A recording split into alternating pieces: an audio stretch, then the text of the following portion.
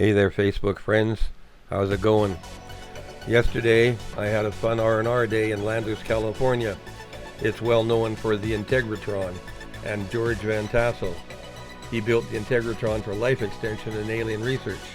He was a cool dude. He hung out even with Howard Hughes. I brought my Eagle Baby drone video along with me to capture the excitement of Giant Rock, which is just a couple of miles away from Landers.